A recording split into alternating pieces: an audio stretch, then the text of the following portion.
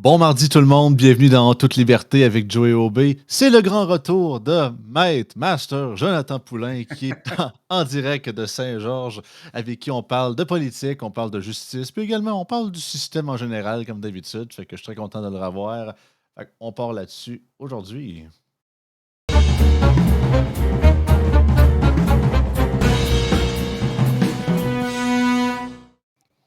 Comment ça va, Joe?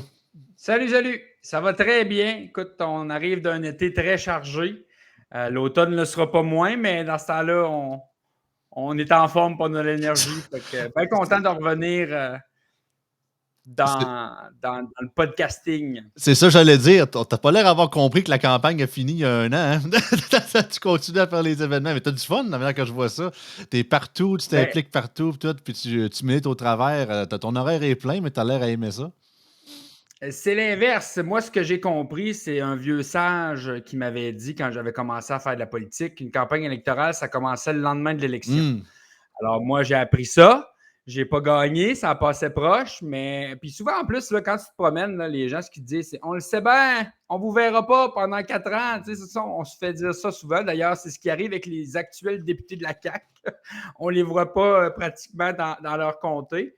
On les a ressortis des boulamites pour aller faire du porte-à-porte dans Jean Talon. Mais à part de ça, on les a pas vus beaucoup. Alors, beaucoup de plaisir.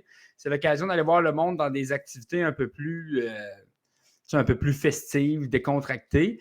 Puis en même temps, il ne faut pas sous-estimer à quel point les gens viennent te voir et te parlent de leur situation, surtout à l'approche des rentrées scolaires quand c'est arrivé. Alors, ça nous donne des informations très concrètes de ce qui se passe sur le terrain. Puis après ça, ben, quand tu veux proposer des politiques publiques ou des choses, ça te replace les deux pieds sur terre, puis tu sais si tu es à la bonne place ou pas. Tu sais, moi, pour faire de parenthèse, il n'y a pas grand monde qui me parlait des toilettes mixtes là, quand je me promenais.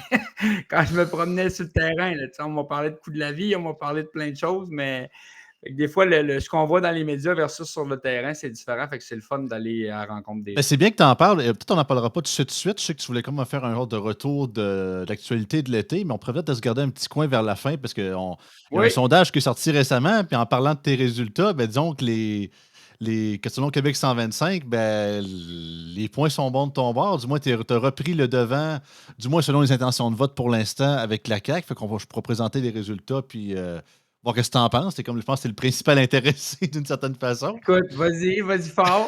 Je les connais par cœur. Je suis pas surpris pendant tout. Mais regarde, pourquoi pas, on va faire ça tout de suite, ça va nous clairer, puis je pense que ça va être le fun aussi pour starter ça. Je vais partager l'écran tout de suite. Donc, c'est ça, dernier sondage léger qui avait sorti, je crois que c'est la semaine dernière. Et Québec 125 a compilé les résultats. Et ça donnait ça pour Beau-Sud, de ton cher comté. Donc, 44 Parti conservateur, 40 pour la CAQ, 6 PQ, c'est ça, bien évidemment, 5 QS, ça n'a jamais trop pogné dans ce coin-là, puis 3 libéral. Avec tous les deux, CAQ et PCQ, une marge d'erreur de plus ou moins 9. Fait quand même, je ne dirais pas que c'est flou, mais c'est quand même positif. C'est toujours, peu importe qu'on a un point d'avance ou pas, être premier, c'est toujours le fun, mais c'est ça, faut, comme on dit, il ne faut jamais crier trop vite, mais c'est quand même positif de voir ça. Surtout que tous nos adversaires disaient que ça allait être. Après l'élection, on allait tout dégonfler, puis jamais on repognerait le 12-13 Exact. de l'élection de l'année passée. Mais que ça reste quand même steady, puis que les Beauceons ont de l'honneur, ils ont de la mémoire, ils s'en souviennent encore, c'est le fun. Ben, quelques éléments que moi, en tout cas, mon analyse de ça reste un sondage, là, c'est sûr, mais premier commentaire que j'aime bien faire, c'est que je rappelle que Beau-Sud est un comté historiquement libéral, alors de les voir arriver cinquième, c'est quand même quelque chose pour un comté qui a pratiquement toujours été libéral. Moi, pour les résultats de l'élection, j'ai fini à 43%. Mm. Alors là, j'étais à 44. Donc, quand tu dis tantôt justement que on n'a pas disparu, au contraire, moi, ce que je constate sur le terrain, c'est que mon vote s'est cristallisé. Donc, il n'y a pas eu de perte. Donc là, j'étais à 44 dans le sondage, mais moi, j'ai fini l'élection à 43. Avec 400 Celui qui est en 404 voix, je pense, de différence, je me m'abuse. 425, ouais, 425. 425 votes. Alors, c'était très serré. Alors, celui qui perd dans ce sondage-là, c'est la CAQ, essentiellement au profit de moi et du Parti québécois. Donc, ce qu'on remarque, parce que le Parti québécois a terminé à 4 dans Beau-Sud aux dernières élections. Là, je voyais qu'il était à 6 et quelques. Alors, la CAQ baisse et les deux qui récoltent un peu de ça, c'est PCQ et PQ dans la Beauce. La Beauce Beauce-Sud n'a jamais voté Parti québécois depuis l'existence du Parti québécois. Ça a voté non aux 2 référendums, donc ce n'est pas un terreau très fertile, mais les anciens nationalistes qui étaient peut-être allés à la CAQ retournent au bercail. Oui, c'est ça, puis c'est sans surprise que même dans les comtés qui ne sont pas très fertiles, la genre de montée, je dirais pan-nationale du PQ fasse monter un petit peu les points ici et là, même si c'est pas une grosse margine, donc c'est quand même un peu normal là-dessus. Mais c'est positif pareil. Puis tu sais, t'en as parlé en masse avec Yann, puis également avec Moret, qu'on peut t'entendre à Radio X depuis le début de la saison. Tu sais, les différentes péripéties de notre cher Samuel Poulain, l'actuel député de Beauce-Sud, hashtag Monsieur Kodak. Fait que disons que c'est ça. Il en est pas sorti sans blessure de tout ça. Là. En fait, il se cache un peu, mais malgré une chance que tu es là, justement, pour pointer du doigt qu'est-ce qui se passe, justement, certains trips qu'il fait ou qu'il parle pas, justement. Là, parce... Mais il est l'artisan de son propre malheur. Mhm. Écoute, je donne juste un exemple. Il est grassement payé par vos taxes et impôts avec une belle prime pour être adjoint parlementaire aux affaires jeunesse. Okay? En fin de semaine, dans le comté, on avait une grosse activité faite par parrainage jeunesse. J'étais là, le maire de Saint-Georges était là, l'ex-candidat du Parti québécois était là. Le député de la CAQ n'était pas là. Il était où? Il était à un repas de la fabrique dans un autre village où c'est essentiellement des personnes aînées. Puis j'ai rien contre les aînés, mais il me semble qu'un porte-parole de la jeunesse devrait se mélanger un peu à la jeunesse. Et ce gars-là, en fait, c'est un porte-parole de la CAQ qui vient ici, mais il n'y a absolument aucun pouvoir. C'est tellement vrai qu'ils viennent d'annoncer une tournée du secrétariat à la jeunesse à grandeur du Québec. Donc, il va se promener, histoire de rentabiliser sa prime. Bien, je vous le donne en mille. Il n'y a même pas eu assez d'impact et de pouvoir pour faire arrêter l'autobus à Saint-Georges-de-Beauce dans son comté. Donc, tout Chaudière-Appalaches, les jeunes qui voudraient participer à la consultation jeunesse, ça va être à Lévis. Ce gouvernement-là pense que Lévis arrête à Chaudière-Appalaches arrête à Saint-Lambert-de-Lauzon. Fait que tous les jeunes de la région de la Beauce, des Aides-Chemins, du coin de Thetford, si ces jeunes-là, ils veulent participer à la consultation, il va falloir qu'ils prennent le char ou qu'ils demandent à leurs parents de les conduire et de les amener à Lévis. Alors, c'est une marionnette de la CAQ, il n'y a absolument aucun pouvoir et il ne sort que dans les événements où il est bien reçu. Et je vous dirais que ça prend une carte de la FADOC là, pour aller où est-ce qu'il est bien reçu. Alors, c'est dommage, mais les gens s'en rendent compte. Les gens s'en rendent compte. On m'en parle de plus en plus parce que là, il ressort un peu et de temps en temps, on se croise dans des événements. Et puis, le clash, les gens s'en rendent compte. Puis, je pense que c'est ce qui paraît un peu dans le son. Puis, étrangement, avec son nouveau titre, c'est qu'il est entre l'arbre et l'écorce parce qu'on sait que les boomers, les personnes retraitées, c'est majoritairement l'électorat caquiste, mais de l'autre bord, justement, il doit faire sa job de responsable de la jeunesse. Fait qu'il est comme. Il tire la couette du lit de chaque côté, mais à un moment donné, c'est top de reconsigner les deux. Fait que. Ah non, c'est sûr et certain que c'est dû pour se planter, bien évidemment. Mais là, si je joue l'avocat du diable, il y en a qui vont dire ben non, il sert à quoi Samuel si ça n'aurait pas été de lui, Fitzgibbon n'aurait jamais su qu'il y avait des problèmes de gaz en Beauce. Bon, encore là, une autre belle opération de relations publiques. Premièrement, je rappelle que le gars est député depuis 5 ans. Les enjeux au niveau du gaz dans la région sont connus depuis quasiment, je vais dire, une décennie au moins. Alors, il se réveille dans son 2e mandat. Alors, s'il faut 2 mandats pour envoyer une lettre, ça commence à coûter cher le mandat. Il a envoyé ça au bureau de la concurrence à Ottawa, fédéral. Quand on lui pose des questions dans les médias, je vois qu'il répond souvent que c'est de compétence fédérale. Or, je rappelle qu'avant d'envoyer sa lettre, il n'a même pas pris la peine de se concerter avec le député fédéral de Beauce pour dire, bon, peux-tu faire une action concertée? Puis d'ailleurs, j'avais fait une intervention, je l'avais mentionné au micro de Radio Week, j'avais dit, si le gouvernement du Québec veut prendre la balle au bon, il a le pouvoir de le faire, il pourrait donner un mandat à l'Office de la protection des consommateurs. Là, j'ai vu que l'autre semaine, M. Fitzgibbon a donné un mandat à la Régie de l'énergie. Honnêtement, moi, j'ai lu la loi constitutive de la Régie de l'énergie. Je ne vois pas en quoi c'est son mandat. Je ne vois pas quel type de recommandation il va pouvoir faire à ce niveau-là. Je continue je pense que je persiste et signe à dire que l'angle québécois pour intervenir sur le prix de l'essence, ce serait essentiellement l'Office de la protection du consommateur. Mais on est encore une fois dans la parure oui. Et il ne peut pas demander une enquête québécoise. Pourquoi? Parce qu'il va mettre le doigt sur l'inaction de son gouvernement. Parce qu'il y a la région de la Beauce, mais il y a plusieurs régions au Québec, je pense la Côte-Nord, la Gaspésie, et même la ville de Québec en soi, où il y a des sérieux enjeux au niveau du prix du gaz, pour ne pas dire des manigances au niveau du prix du gaz. Ah non, même dans ma région natale de Côte-du-Sud, c'est pas mal la même affaire aussi. Malgré que je sais que la Beauce sont quasiment une extra sauce plus que nous autres, là, c'est encore pire, Ouais. mais ah non, ça touche absolument à tout, autant auprès des régions que partout ailleurs, là. Fait qu'on parle de cet été. Qu'est-ce qui s'est passé cet été? Le monde. Ah ben, premièrement, avez-vous vu vos députés cet été? Ouais, c'est ça. Faites-nous, écrivez-nous en commentaire, peu importe de quelle région du Québec vous venez. Avez-vous au moins vu une fois votre député masculin ou féminin, bien évidemment, dans un événement quelconque ou je sais pas, dans votre camping qui fait son petit tour? On est curieux de vous entendre. Écoute, c'était des avis de recherche, là, à part des fois repartager des nouvelles sur leur page Facebook, mais sans s'être déplacés eux-mêmes. Mais il y a eu quand même beaucoup de choses qui se sont passées cet été dans les derniers mois. Et je n'ai noté quelques-uns que je trouvais important de rappeler parce que la session parlementaire a recommencé à Oui. Québec.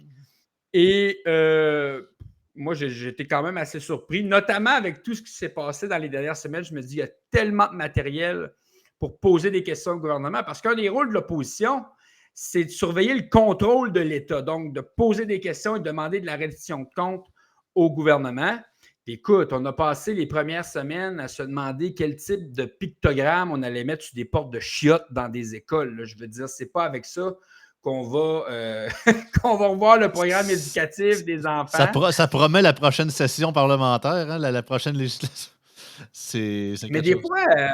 des fois, c'est drôle parce qu'il y en a qui me disent, parce que moi, je m'implique partout, là. Je m'implique au provincial, au fédéral, puis même, je regarde un peu au municipal aussi pour Oh, m'impliquer. on a-tu une Il y en exclusivité a ce qui me matin? disent des fois, ce que j'ai pas J'ai dit, on compris. a-tu une exclusivité ce matin? Non, non, non, moi, je me rends compte que c'est important de s'impliquer puis d'avoir des gens intéressés et Ben, impliqués, que ce soit au municipal, au provincial, au fédéral, parce que les trois paliers sont super ouais, puis importants. c'est Puis des fois, il y en a qui me disent, Puis c'est justement absolument ce que tu dis, je veux pas excuse-moi de t'interrompre, non, non, c'est vas-y. pour ça, puis c'est sans vouloir me flatter trop tôt. C'est d'ailleurs pour ça que j'ai demandé à Luce Dano, que tu connais très bien, de rejoindre notre équipe en toute liberté pour prendre Tout qui à était ma fait. place le jeudi, pour justement parler d'enjeux municipaux. Parce que c'est vrai qu'on n'en parle pas. Ben, on n'en parle pas. On en parle, mais justement, c'est souvent les dites maires et mairesses des grandes villes qui prennent majoritairement la place, puis c'est souvent majoritairement négatif. Puis je te dirais qu'il y a une grosse source de cynisme qui serait de plus en plus dans ce palier de gouvernement-là. Puis je pense que ça prend un petit peu plus d'espoir, là, au moins pour nos villes et villages, sinon plus, pour au moins réintéresser les gens, quitte à aller voter, parce qu'on sait qu'il n'y a pas grand monde qui y vont. Regarde, j'ai dit moi-même à Luce, j'ai dit, je plaide coupable. La dernière élection municipale, c'était la première fois à vie que j'allais voter au municipal. Fait que, Ben, c'est déjà bon. Il y a des gens qui ont 50, 60 ans puis sont jamais ah allés ouais, voter au regarde. municipal.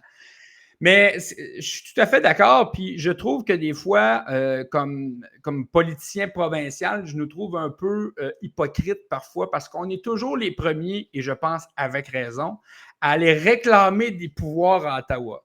Mais après ça, on veut tout garder pour nous autres à Québec parce que là, on se pense, mais il ne faut pas juste rapatrier des pouvoirs à Québec, il faut aussi décentraliser énormément de pouvoirs dans les communautés, dans les localités. Puis si on veut vraiment sortir du discours de gouvernement de proximité, ben ça vient avec des actions, puis ça vient avec de l'autonomie. Alors, des fois, on a parlé d'autonomie au dernier colloque du Oui. Parti conservateur du Québec. Puis je suis même allé au micro pour inviter les gens à... Vous semblez gourmand avec le fédéral, mais n'oubliez pas, après ça, il y a de la redistribution à faire au municipal. Fait que très bonne acquisition, Luce, dans Ben oui, puis l'équipe cette de... mentalité-là, ça date de longtemps, ça date de l'époque de Duplessis. Puis autant à l'époque, il y avait une certaine logique derrière tout ça, mais le principe, c'est justement, là, t'as quitté, OK, tu l'as, qu'est-ce que tu fais avec à cette heure? Là? C'est bien beau avoir l'outil entre tes mains, si tu ne sais pas t'en servir ou si tu sais mal le distribuer ou mal le calibrer, ben, c'est quasiment aussi pire que si c'est le fédéral qui s'en servirait. Fait que faut avoir la compétence, évidemment, Tout le à fait. respect de s'occuper de ça. Là. Tout à fait, tout à fait. Alors, beaucoup de choses. Puis moi, ça m'a quand même épaté là, parce qu'encore une fois, j'ai suivi les périodes de questions, puis on voyait beaucoup de gouvernements je ne comprends pas que ça colle encore quand on nous revient avec les 15 ans libérales. À un moment donné, il va falloir en Hey, revenir. Là. c'est Ça fait 6 ans qu'ils sont au c'est gouvernement. Legault Donc, qui a sorti ça? oui, oui, ben le go beaucoup. My Parce God. que souvent, l'opposition dit vous êtes dans votre 6e année, puis il réplique toujours suite à 15 ans libéral. Alors, il y avait deux raisons pour que ce gouvernement-là soit incompétent. C'était soit le Parti libéral qui les avait précédés ou c'était la COVID. Mais à un moment donné, là, c'est parce que ça ne colle plus vraiment à la route. Là. On est en droit, après 6 ans, de pouvoir faire des bilans de leur gestion de l'État. Puis on se rend compte que c'est un gouvernement qui est assez incapable de gouverner le quotidien, l'appareil étatique. Quand c'est le temps d'aller faire le bon père de famille parce qu'il y a des forêts qui brûlent, puis il y a un ponceau qui a été arraché, puis quand la COVID, bon. Arrivant sauveur. François Legault, il performe. C'est un gouvernement de communication. Mais quand c'est le temps, écoutez, de gouverner. C'était abracadabra la rentrée scolaire là, au niveau du manque de personnel, manque de profs, c'est du jamais vu. Là. Par milliers à la grandeur du Québec, il manquait des profs. Puis là, c'était rendu de dire écoute, si vous êtes intéressés, venez. Là. Puis moi, les profs à qui j'ai parlé, c'était insultant. On nous parle d'un côté de la valorisation de la profession enseignante, puis de l'autre côté, on dit hey, mon chum, c'est en secondaire 5, puis tu es capable de conjuguer tes parties de passé une fois sur deux, puis viens donc, on va te donner une charge de cours. Tu sais, c'est insultant puis démobilisant pour les profs puis les gens qui sont là. Puis c'est inquiétant pour les parents aussi.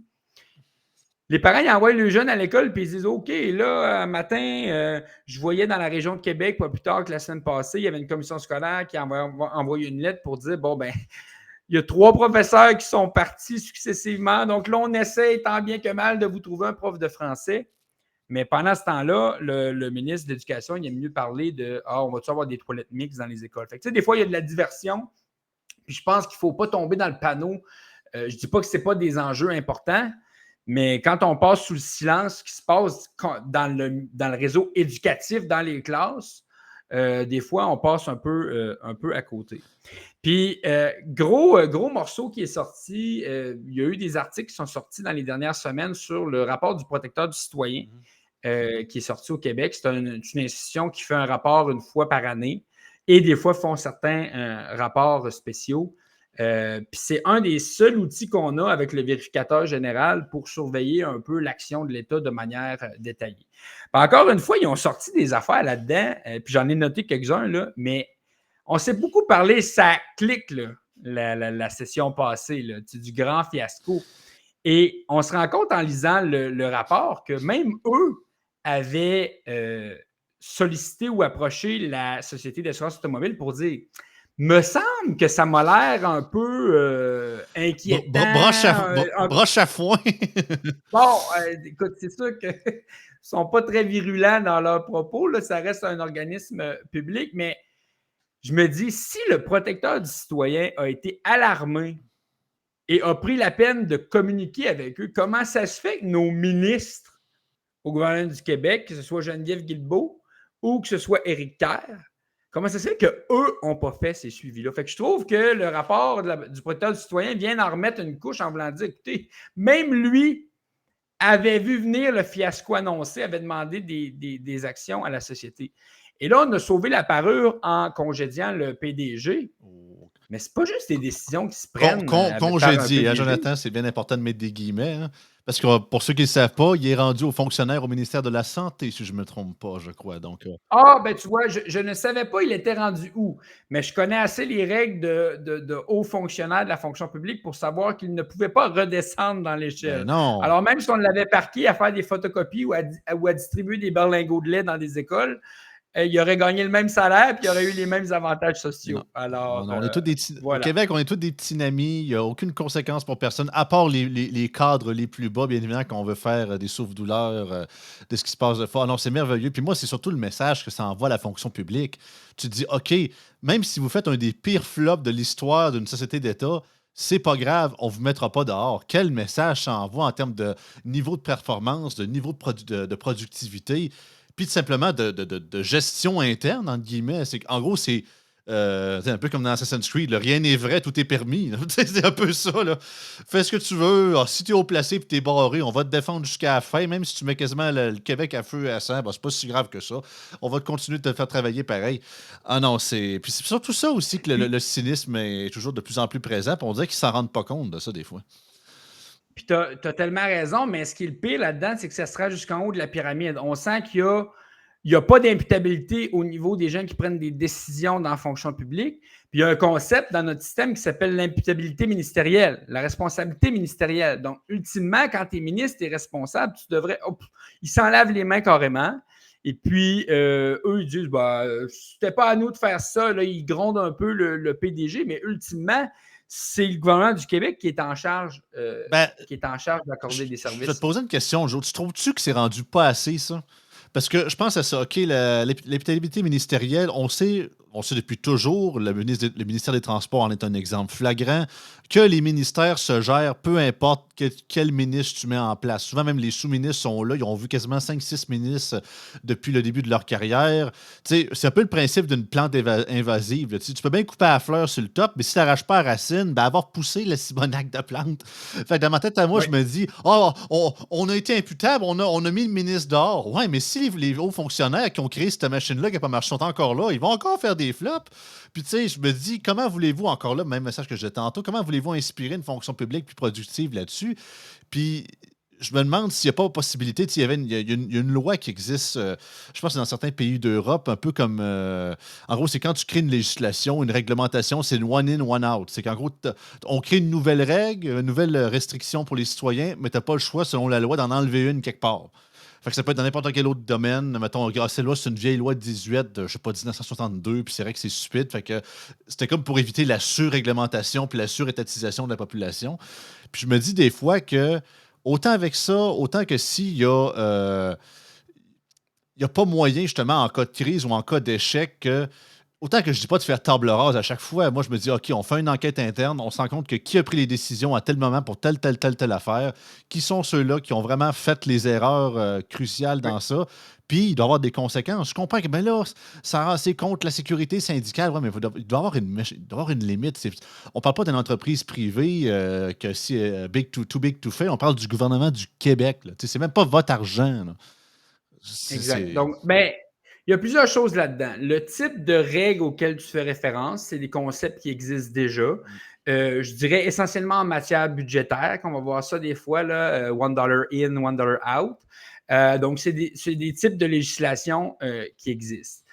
Pour ce qui est des hauts fonctionnaires, effectivement, moi, je pense que ça prend plus d'imputabilité. Ce pas des gens là, qui devraient être syndiqués, etc. Là. Donc, au niveau de la responsabilité, c'est des gens qui, effectivement, si tu as commis des bourdes monumentales, tu dois perdre ton emploi, ce que n'importe qui aurait dans le privé. Une affaire, c'est que, puis d'ailleurs, là, tu sais, des fois, il y en a qui disent es-tu toujours d'accord avec ton parti? Ben, moi, il y avait une proposition avec le Parti conservateur du Québec à la dernière élection avec laquelle je n'étais pas d'accord. Et c'était la proposition de limiter à seulement 20 ministres dans un éventuel gouvernement au nombre du Conseil des ministres. Pourquoi? Parce que quand tu veux donner un coup de barre dans un ministère, ça prend à un moment donné les deux mains sur le volant, pour reprendre une ancienne expression, puis ça prend aussi de la surveillance d'être là. Donc, si un ministre veut vraiment là, être capable de faire des fois une confrontation avec les fonctionnaires et tout ça, bien, il faut qu'il soit capable de gérer son ministère. Or, l'État, c'est gros. Et à 20 ministres, tu te ramasses avec des super ministres. Tu sais, des ministres. Moi, je me souviens, là, avant les affaires, je donne un exemple. Avant, l'habitation était toujours parquée dans les affaires municipales. Mm. Alors, tu avais un ministre des Affaires municipales, ultimement responsable de l'habitation. Puis là, tu y rajoutais une région, puis une patente à gauche, genre lutte contre le racisme, des affaires que dans les quotidiens, ça ne fait pas grand-chose. Là, tu te rendais compte que ton ministre, lui, il s'occupait des affaires municipales. Alors, l'habitation était toujours mise de côté. Je ne sais pas pourquoi ça va mal en habitation au Québec. Là. On avait une mission de l'État qui était fondamentale, mais avec un ministre qui ne s'en occupait jamais parce qu'il y avait les bras pleins avec les affaires municipales. Alors, c'est important, je pense, d'avoir, je ne suis pas en train de dire d'avoir 40 ministres, mais c'est important d'avoir des gens, des ministres dans les ministères qui sont capables de faire un contrepoids aux fonctionnaires et d'être capables de faire tourner le bateau quand ça va moins bien. Mais quand le ministre se plante, par exemple, il faut qu'il y ait une sanction. Faut que, et en ce moment, c'est pas vraiment ce qu'on voit. Mais la sanction ultime, c'est quoi? C'est les électeurs qui pourront la C'est donner. ça. D'ailleurs, il y a Jean Talon, alors Oui, peut-être on va. on peut en parler. Écoutez, regarde, pour ceux qui ne savaient pas, on a changé la mouture pour les En toute liberté. Donc, depuis hier, dernièrement, les En toute liberté vont être toutes, sauf une exception, préenregistrées la veille. En fait, c'est pas qu'on vous aime pas, c'est pas qu'on veut pas vous parler les gens le matin, c'est que justement avec notre nouvelle stratégie d'être un peu comme le gars dans l'antichambre quand j'enregistre les Yann et Frank le matin, disons que je peux pas faire deux choses en même temps, donc c'est un peu ça. Il y a juste notre cher sensei Pascal Derry le vendredi que Yann voulait absolument que les gens interagissent avec lui parce qu'il a toujours été ce genre de conversation-là qui a amené beaucoup les débats, puis je suis pas mal plus à l'aise dans mon horaire les vendredis aussi. Donc, tout ça pour dire que le résultat dans le Jean Talon, nous autres, on ne le sait pas encore. Fait que Exact. vous autres, vous le savez, nous autres, on le sait pas. Fait qu'on peut juste spéculer. Fait que, on a l'air un peu cave, mais c'est pas grave. Fait qu'on peut quand même faire un genre de overview de la partielle en général, ce qui s'est passé, puis nos prédictions. Regarde, même si ça va au Saint-Saëns, c'est pas plus grave que Ouais, on ça. va faire nos Nostradamus, là, mais peut-être qu'on va être déjà passé date au moment de C'est la ça. diffusion. Même pas 12 heures d'avis. Ouais, c'est ça. Ben écoute, la partielle, je pense que ça a été quand même révélateur à plusieurs égards. Perso, si vous me demandez présentement qui vous pensez-vous qui gagne, je mettrais 5 piastres sur le PQ. Pas uniquement parce que je veux qu'il gagne d'un côté, parce que c'est vraiment une question plus d'envoyer nécessairement un message que vraiment que c'est le député qui va tout changer. Surtout que personnellement, le candidat péquiste, je le trosse zéro pin bar avec l'histoire qu'il a eu le secret du troisième lien puis osé de rien dire ça à personne. Puis tout durant la campagne électorale, les péquistes ont vraiment été très campagne de com, à pas vouloir répondre à la question au niveau du projet de tramway de Québec. On veut un projet, ils ont été vraiment, c'est ça, je suis ni pour ni contre, bien au contraire. Fait ils ont vraiment été dans les politiques de politiciens classiques de langue de Ouais. bois. Fait que je sens pas comme, même si ce gars-là, je pense que c'est un avocat. Mais 5 piastres,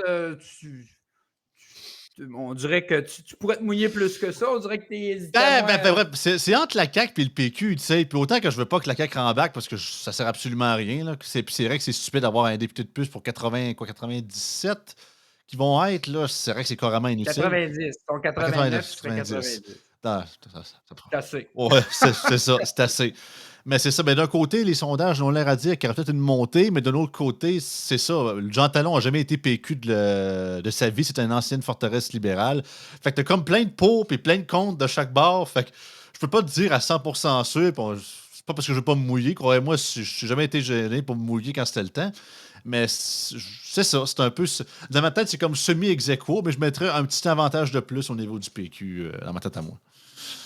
Écoute, moi, je mettrais 100 piastres que c'est le PQ qui gagne. Non seulement, j'ai des amis dans plusieurs partis, j'ai parlé un peu des pointages, et même certains contacts à la CAQ m'ont dit que leur pointage mettait le PQ en Oui, avance. C'est pas ce qu'ils ont j'ai dit. entendu ça C'est dans pas ce qu'ils ont dit sur la place publique, là, mais dans les coulisses, c'est ce qu'on a mes dit. sources aussi m'ont Moi, dit ça. je suis allé faire du porte-à-porte dans Jean Talon pour donner Oui. un coup de main au candidat du PCQ. Je vais être bien franc avec vous autres. J'espère que le gars n'a pas manqué ses cours aujourd'hui. Là, il ne sera pas élu à soir. Il faut être réaliste. Mais je pense qu'il faut offrir dans les 125 circonscriptions du Québec, à chaque fois que l'occasion se présente, il faut offrir l'option du Parti conservateur Absolument. du Québec. Là, ce n'était pas un comté prenable pour nous à court terme. Là, on voit que la politique, ça change rapidement. Jamais que le Parti québécois pouvait rêver peut-être un jour de gagner Jean Talon. Et là, ils sont aux portes de le gagner. Alors, ça change très vite. Ça change vite en politique. Et là, évidemment, Oh. j'ai eu la visite. Alors, et aussi aux portes, c'était catégorique. Honnêtement, les gens me disaient catégorique. Et je te dirais que même ceux qui étaient un peu plus sympathisants au PCQ que j'ai trouvé aux portes me disaient mais pas cette fois. En voulant dire, là, il faut envoyer un message à la CAQ qui nous a menti sur le troisième lien, qui continue de nous niaiser avec Mme Guilbeault, qui se promenait avec ses cartables et qui nous disent n'importe quoi. J'avais vraiment ce sentiment-là. Et en plus, hier, anecdote, j'ai croisé dans le porte-à-porte le candidat de Québec solidaire, Monsieur Bolduc, ben oui. Je peux vous dire qu'il n'avait pas un sourire de vainqueur, loin de là. Ils ont même sorti des boulamites Amir Kadir pour venir faire du porte-à-porte Et je hier vois le vert. dans les rues de Sainte-Foy. Alors, pense que le Parti québécois, si c'est la CAQ, va faire un état des lieux parce que, honnêtement, Déprimant. avec les rapports dévastateurs qui sortent sur le bilan de la CAQ, c'est assez extraordinaire. Et honnêtement, si je termine Oui. là-dessus, honnêtement, le Parti québécois, si je leur donne, ils ont été l'opposition la plus efficace au Parlement. Je trouve que c'est eux qui ont posé des questions, à part le serment du roi, là, à part ça, je trouve que c'est eux qui ont été les plus pertinents, qui ont été vraiment sur les enjeux.